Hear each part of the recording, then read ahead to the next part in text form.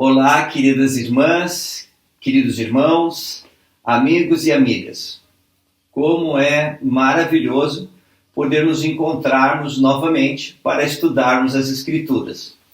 O Elder Quentin L. Cook, do Quórum dos Doze, um membro do Quórum dos Doze atual, ele disse o seguinte, abre aspas, a influência do Espírito Santo é mais frequente quando as pessoas fazem o estudo pessoal das Escrituras e a oração familiar, fechar aspas.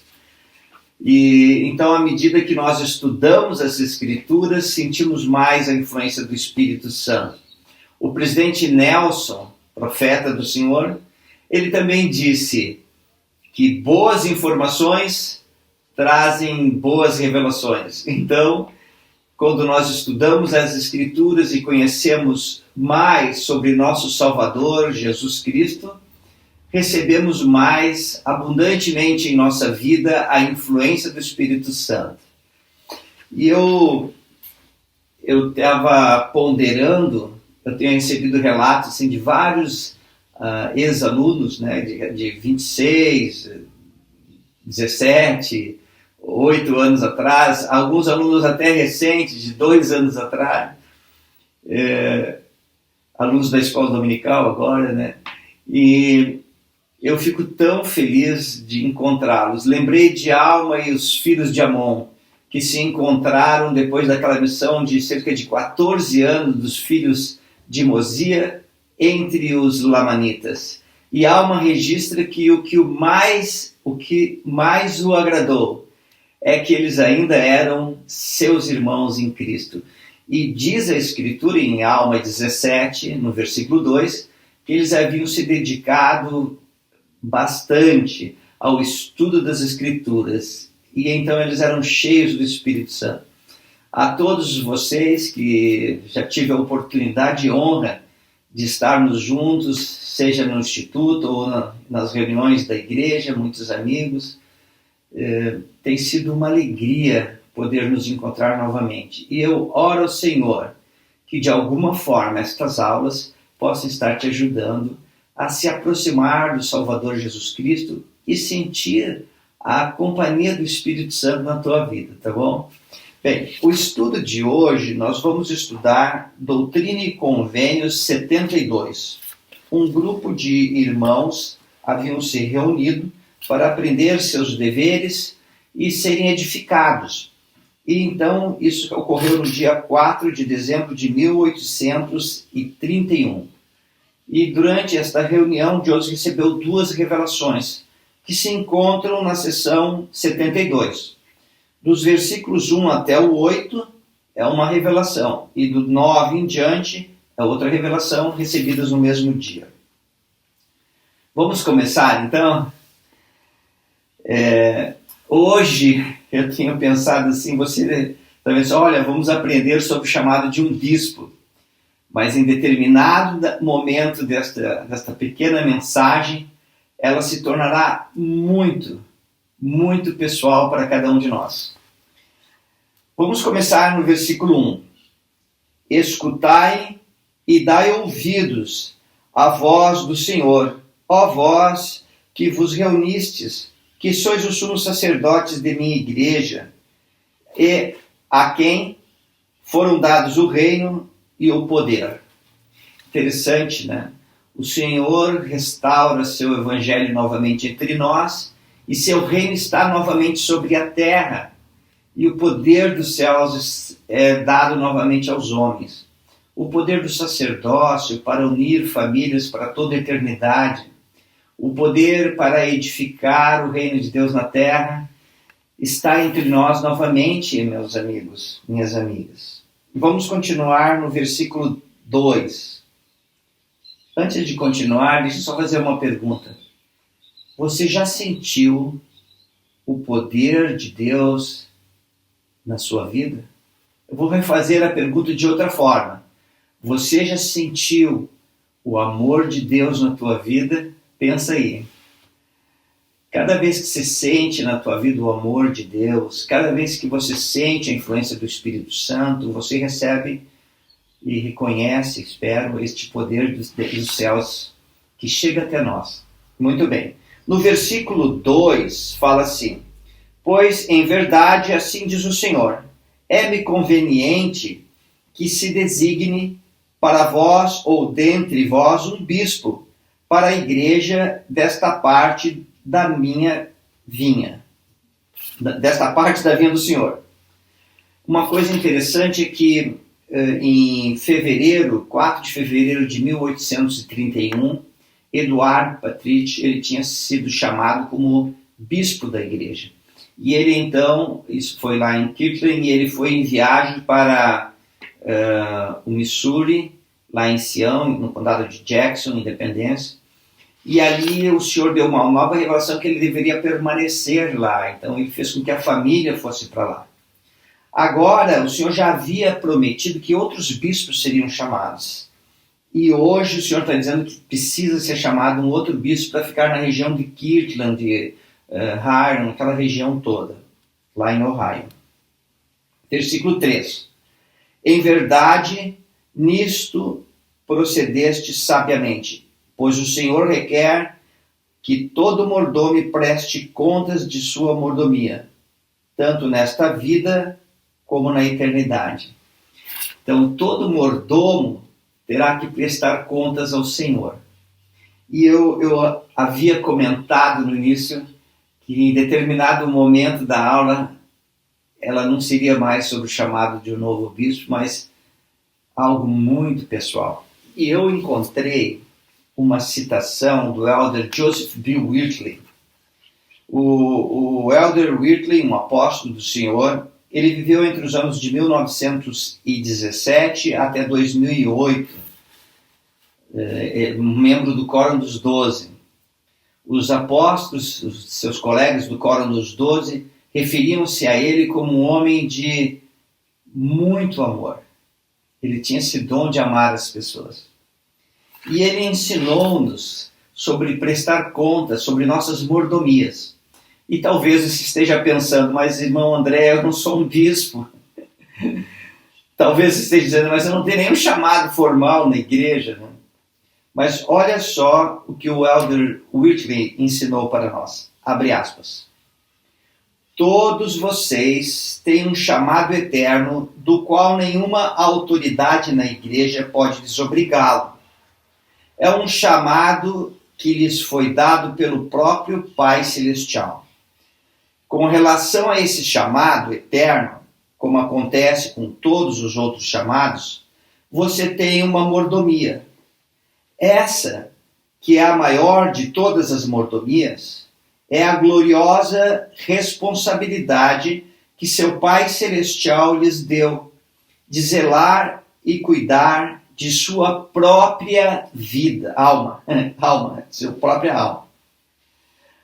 Algum dia no futuro, todos nós ouviremos a voz do Senhor chamar-nos à sua presença, para prestar contas de nossa mordomia mortal. Essa prestação de contas irá acontecer quando formos chamados para comparecer diante dele no grande julgamento. Fim da citação. O discurso completo está com o título Sempre Fiéis, Liahona, julho de 1997, elder Joseph B. Whitley. Todos nós teremos que prestar contas um dia ao Senhor de como foi a nossa vida. E eu gostaria de compartilhar com vocês algumas escrituras que vão nos ajudar naquele dia. A primeira escritura está aqui, ó.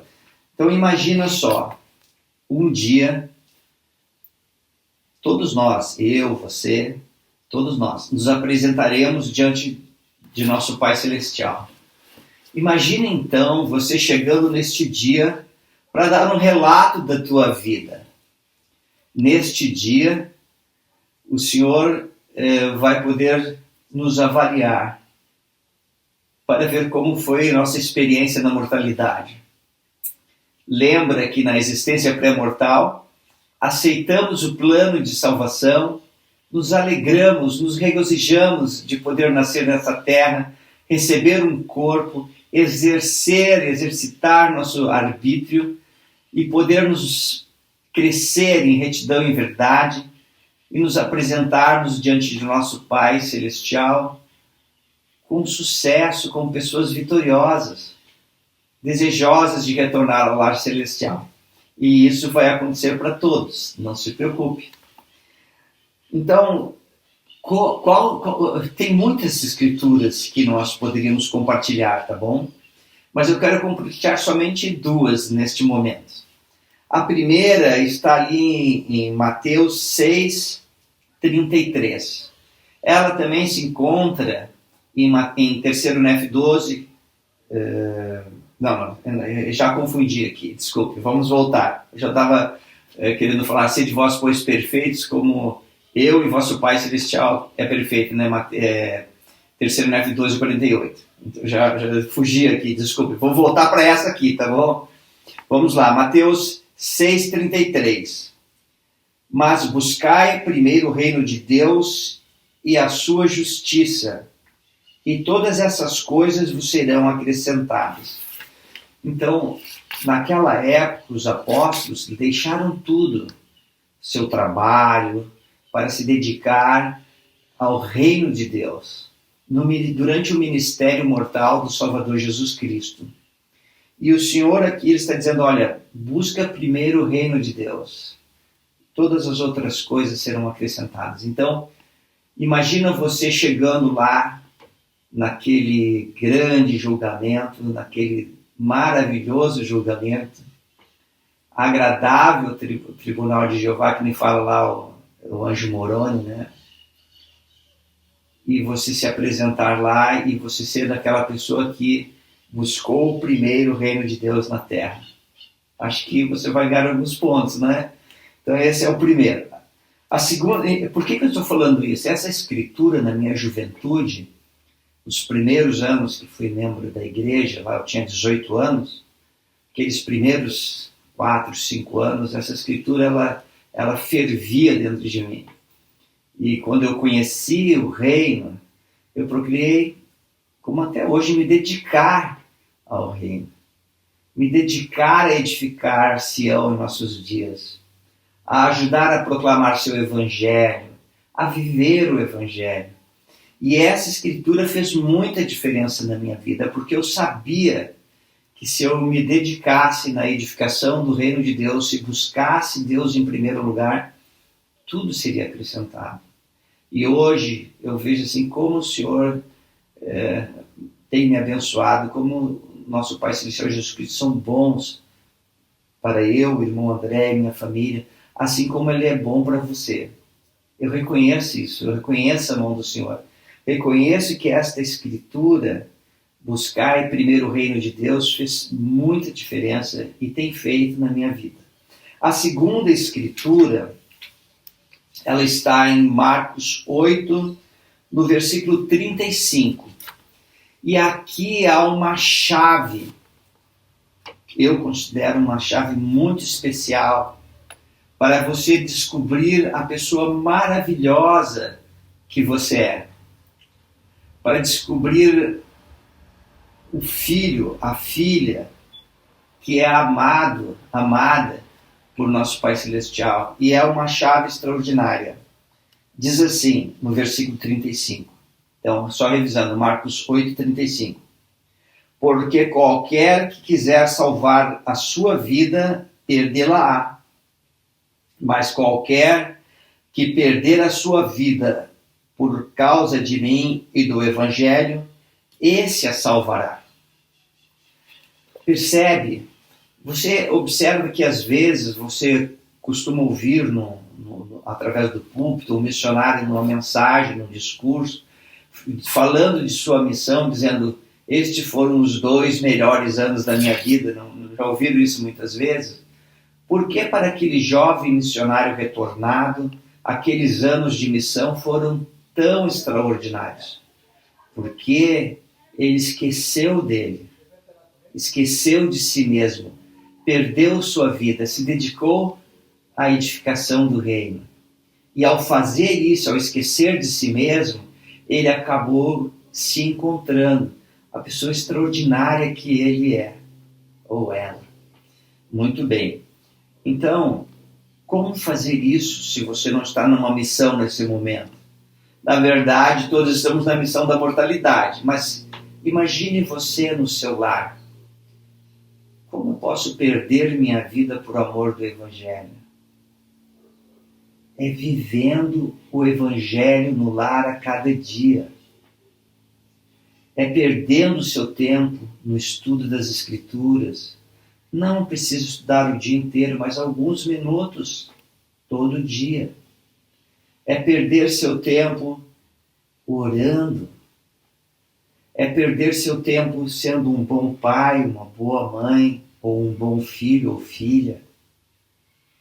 É convidando a influência do Espírito Santo para o seu lar. Entenda o princípio. Aqui é uma lei que eu acho que é só ganha-ganha. Eu falo perder porque a Escritura fala assim.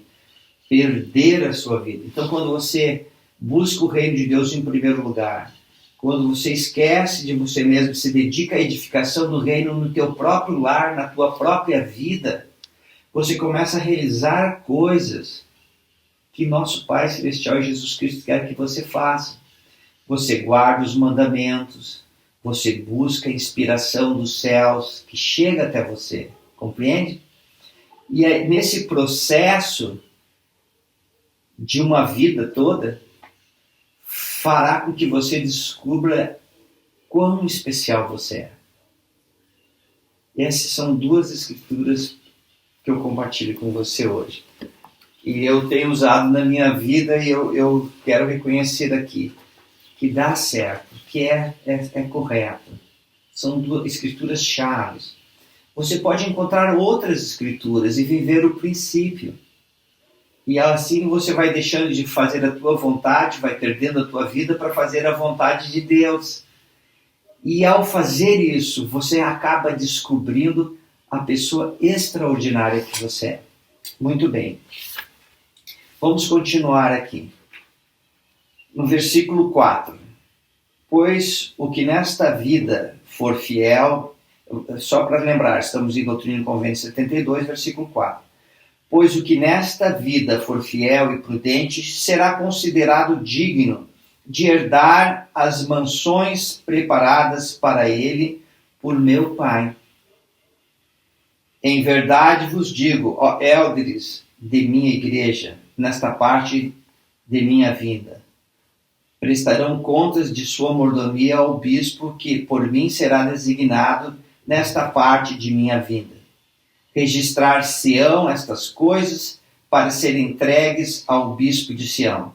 E conhecer-se-á o dever do bispo pelos mandamentos que foram dados e pela voz da conferência. E agora, em verdade vos digo, meu servo Neil K. Whitney é o homem que será designado e ordenado para este poder.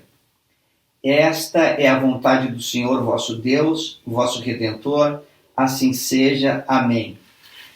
O versículo 8, final. Que coisa extraordinária. Os irmãos ali reunidos, o profeta recebe uma revelação, estava lá junto, participando o elder, o irmão, né, Neil K. Whitney, e o profeta recebe a revelação, olha, o irmão Whitney será o bispo. Eles param, interrompem a reunião, ele é designado, depois o profeta recebe mais revelação, que é a continuação dessa sessão 72. Alguns comentários. Então, neste momento, nós estávamos com 2 bispos na igreja. Um em Sião, lá no Missouri, no condado de Jackson, Independência, e outro lá em Kirtland, em Ohio, cuidando da região de circunvizinha junto. Lá, em Independência, as pessoas que para lá mudavam, elas iam para viver a lei da consagração. Então, elas doavam todos os seus bens ao bispo, que devolvia a parte que lhe cabia a cada um para viver.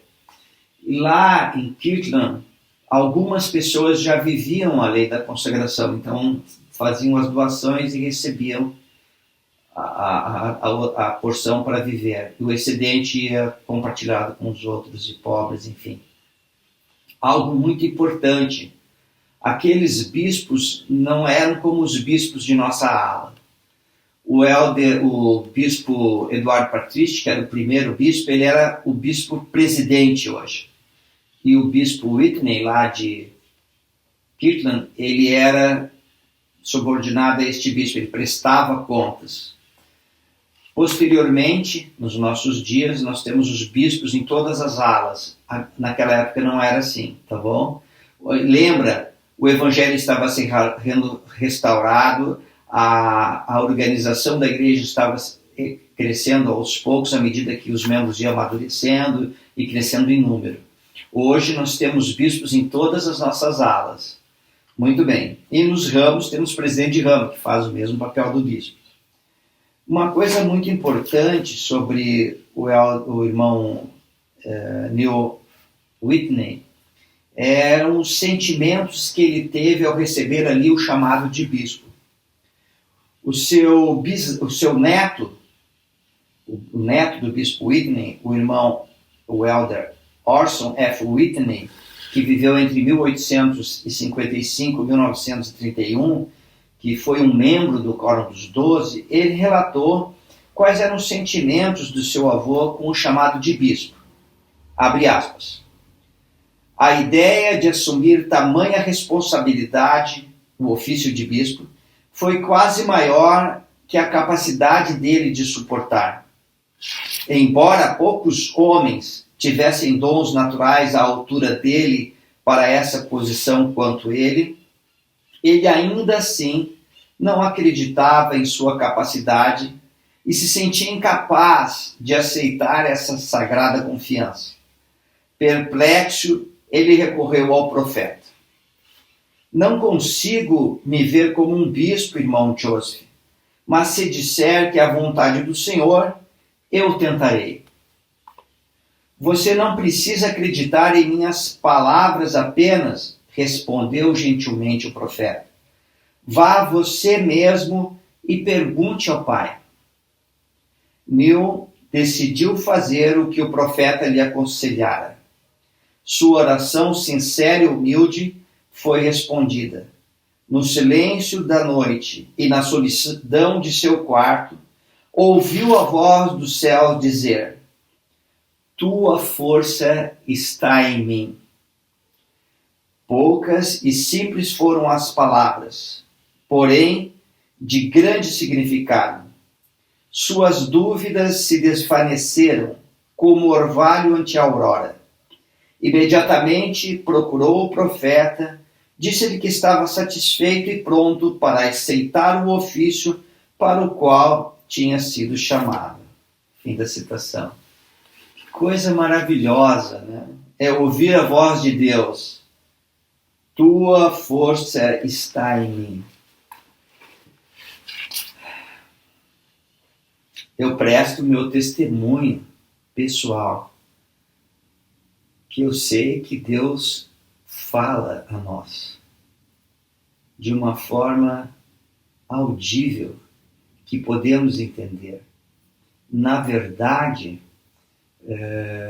Doutrina e Convênios fala que falará a nossa mente e nosso coração.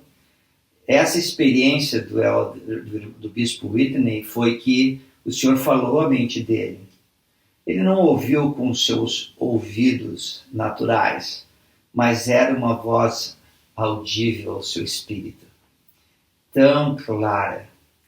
E eu presto meu testemunho que você pode buscar o Senhor e aprender e ouvir sobre Ele. Eu sei que isso é real. Sei também que muitas das revelações são um sentimento de paz e alegria. Mas eu sei que o Salvador pode nos falar e nos orientar, tá bom? Muito bem.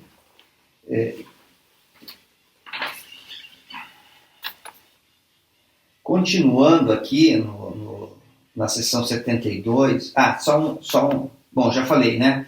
O bispo presidente da igreja era o bispo Eduardo Patrício. E em 1840 ele faleceu. Quando ele faleceu, o bispo Whitney se tornou o bispo presidente da igreja. Muito bem. Dos versículos 9 aqui até o final, lá no 26, ele começa a relatar vários deveres que o bispo Whitney teria. Claro que esses deveres eram voltados para aqueles irmãos que estavam vivendo a lei da consagração, mas muitos deles se aplicam a nós. Por exemplo, não vou falar sobre todos, só alguns, tá? No versículo 10, manter o armazém do Senhor, receber o fundo da igreja nesta parte da vinha. Hoje, nossos bispos, eles são responsáveis pelo armazém do Senhor. Eles recebem os dízimos, as ofertas de jejum e socorrem os necessitados.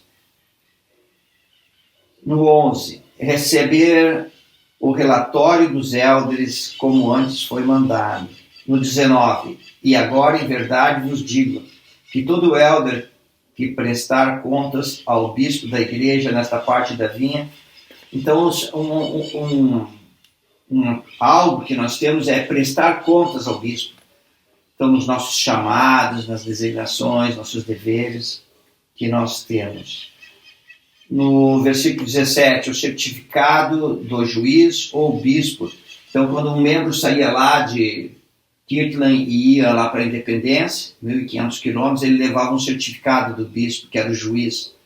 Hoje, nós temos os bispos da nossa ala como juízes em Israel. Eles têm a oportunidade de nos estender chamados, chamarmos para recebermos as ordenanças do Evangelho. Quando nós vamos receber nossa recomendação, nós recebemos a autorização do bispo, né? Ele assina a nossa recomendação para irmos ao templo, atestando nossa dignidade.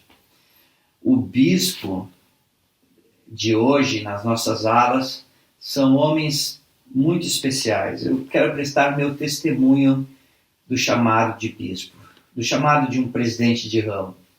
Eu tive a oportunidade de servir, como alguns anos atrás, como presidente de estaca. E pude ter a oportunidade de, em nome do Senhor, estender o chamado de bispo para alguns irmãos. O chamado é enviado para Salt Lake, por Coro dos 12, para a primeira presidência, então eles analisam o formulário, se manda, tudo vai para a área, da área vai para lá. Então recebe o presidente da estaca a autorização para estender e ordenar o irmão bispo.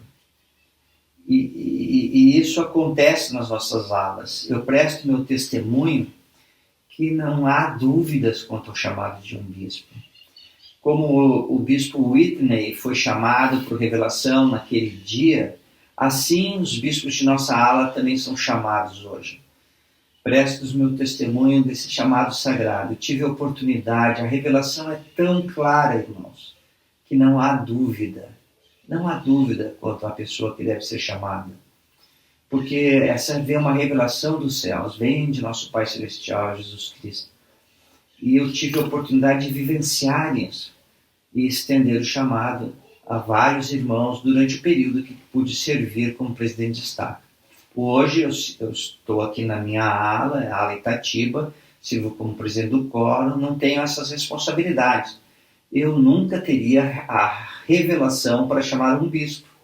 A única pessoa que tem esta revelação é o presidente da estaca, a presidente da estaca. Não, os membros em geral não têm. Nós podemos ser chamados como testemunhas, por exemplo. Está mudando um bispo e você tem o sentimento que vai ser o irmão tal. Se você recebeu esse sentimento, não compartilha com ninguém. Guarde sagrado, porque é uma revelação dos céus. No dia que for apoiado este irmão como bispo, você vai ter um sentimento. Nosso Pai Celestial me revelou. Eu sou uma testemunha do que está acontecendo. Percebe? Muitas pessoas imaturas, espiritualmente, começam a comentar e a especular sobre chamados de bispo. Isso é um erro, irmãos. Não façam isso, tá bom? E esta é a aula que eu tenho para compartilhar com vocês hoje. Eu sei que Jesus Cristo vive, que Ele dirige esta igreja e reino em nossos dias.